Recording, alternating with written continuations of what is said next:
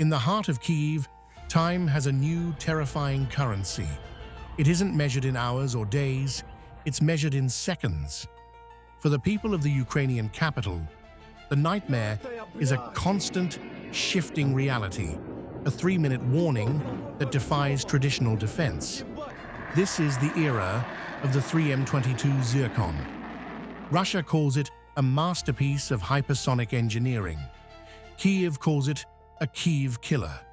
But beneath the propaganda and the terrifying speed, there is a brutal, calculated strategy unfolding in real time.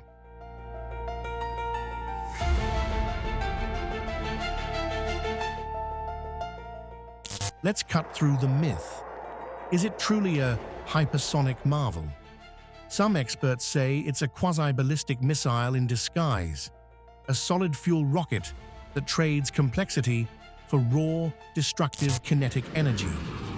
Traveling at upwards of Mach-7, the Zircon isn't just delivering a conventional warhead, it's delivering a sledgehammer blow of pure physics. At those velocities, it hits with enough force to shatter infrastructure before the explosion even occurs. For years, the West believed Russia had cracked one of the hardest problems in modern weapons engineering: a scramjet engine capable of sustained hypersonic flight. It's the technology America and China have chased for decades, but the wreckage tells a different story. Forensic teams in Kyiv have examined the debris. What they found wasn't scramjet hardware, it was a solid-fuel rocket motor. The kind of propulsion Russia has used for decades, just built bigger and faster. The myth of a revolutionary engine may be nothing more than an old design wearing a new name. And the missile's own flight data exposes the illusion further. Russia claims speeds approaching Mach-9. Ukraine's Air Force tells a more grounded story, Mach 5.5 to Mach 7.5 in the cruise phase. But here's the critical detail. As the Zircon closes in on its target, it slows, down to roughly Mach 4.5. That deceleration isn't a flaw in the missile. It's the only reason any of them are ever stopped at all. But here is the strategic message Putin is sending: saturation. This isn't about striking a single target, it's about breaking the filter. By mixing these high-speed assets with cheaper drones and standard ballistic missiles, Russia is forcing Ukraine into a high-stakes math problem.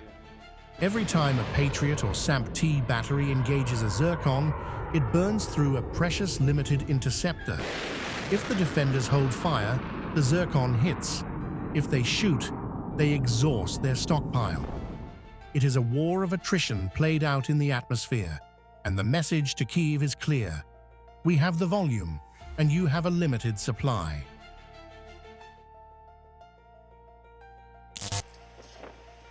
And that message is getting louder. When Zircon first appeared over Ukrainian skies in late 2023, it was a rare weapon, only 6 ever fired in its first 2 years of use. That changed this year. Over 40 have been launched since January alone, drawn from a stockpile Ukrainian intelligence believes has grown nearly 6-fold since 2024. What was once a demonstration weapon is now a production line threat. Russia has also moved the goalposts, literally. Original launches came from occupied Crimea, giving Kyiv roughly 3 minutes of warning. Now Bastion launches have been repositioned into Russia's Kursk region, cutting that window down even further. Every mile closer the launcher moves, the less time an operator has to detect, decide, and fire.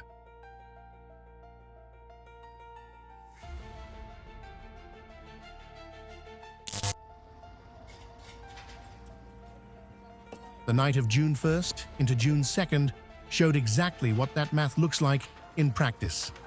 729 weapons in a single wave, 656 drones, 73 missiles, 8 of them Zircons.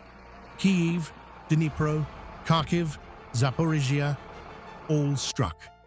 17 people did not survive the night. Not one of those 8 Zircons was intercepted. Not because the missile is unbeatable, but because by that point in the barrage, Ukraine's Patriot batteries had nothing left to fire.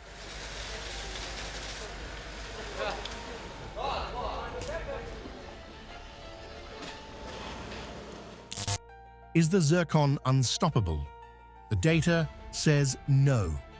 With the right interceptors, these missiles are brought down. The 41% interception rate isn't a failure. It's a testament to the fact that, against all odds, the shield is holding. Some Ukrainian analysts go further, arguing that Zircon's reputation as an unbeatable weapon is itself part of the propaganda. Strip away the messaging, they say, and what's left is a missile that Patriot can and does defeat, when Patriot has the ammunition to try. The story of Zircon, in the end, may not be about a missile Russia perfected. It may be about a defense Ukraine was never given enough tools to fully man. There's a final irony worth sitting with. The Zircon was never built for this. It was designed to sink aircraft carriers, to threaten the US Navy's most powerful ships at sea. Instead, it's been redirected at apartment blocks and power stations in a European capital. A carrier killer, repurposed as a city killer. But the 3-minute warning remains the new baseline. As of July 2026, the question is no longer just about the speed of a missile. It's about the speed of international resolve. Because for those in the bunkers beneath Kyiv, 3 minutes is all the time they have between the siren and the impact. And they are waiting to see if their allies will provide the tools to make those 3 minutes safer.